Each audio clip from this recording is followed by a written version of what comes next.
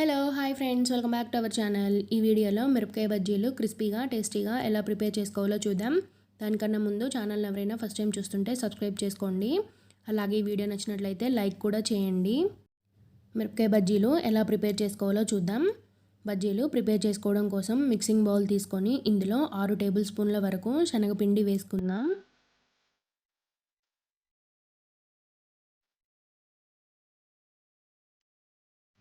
శనగపిండి వేసుకున్న తర్వాత ఇందులో 3 టేబుల్ స్పూన్ల వరకు కార్న్ఫ్లోర్ కూడా వేసుకుందాం.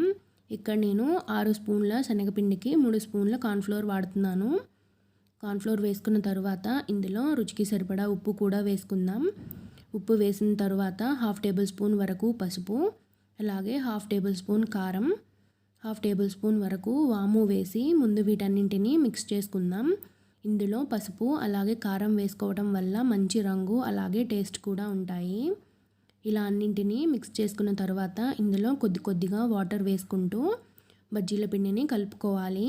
ఈ పిండి ఎలా కలుపుకోవాలనేది కూడా నేను చాలా క్లియర్గా చూపిస్తాను.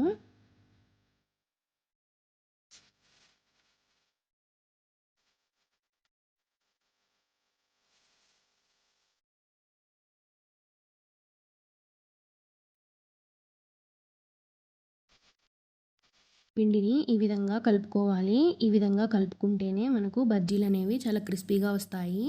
అలాగే ఇందులో నేను ఎటువంటి సోడా యూజ్ చేయట్లేదు. ఇప్పుడు ఈ బజ్జీల కోసం ఇక్కడ నేను బజ్జీ మిరపకాయలు తీసుకున్నాను. ఈ మిరపకాయలను చివరకు కొద్దిగా కట్ చేసుకొని ఇక్కడ వీడియోలో చూపించిన విధంగా 2 భాగాలుగా కట్ చేసి పెట్టుకున్నాను.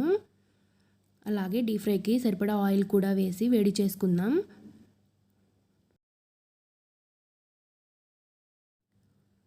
ఆయిల్ వేడైన తర్వాత మనం ముందుగానే కట్ చేసి పెట్టుకున్న మిరపకాయలను ఒక్కొక్కటిగా పిండిలో ముంచి వేడిగా ఉన్న ఆయిల్లో వేసుకోవాలి.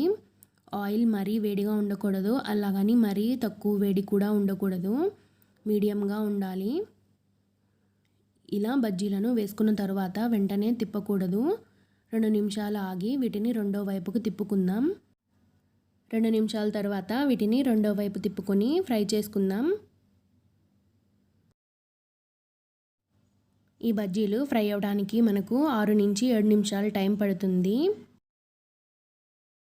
బజ్జీలు ఫ్రై అయిపోయాయి. వీటిని టిష్యూ పేపర్ ఉన్న ప్లేట్లోకి తీసుకుందాం.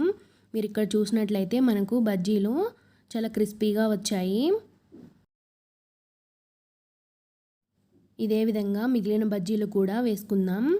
స్టవ్ని మీడియం టు లో ఫ్లేమ్లో అడ్జస్ట్ చేసుకుంటూ ఫ్రై చేసుకోవాలి. అప్పుడే మనకు బజ్జీలు అనేవి చాలా చక్కగా వస్తాయి.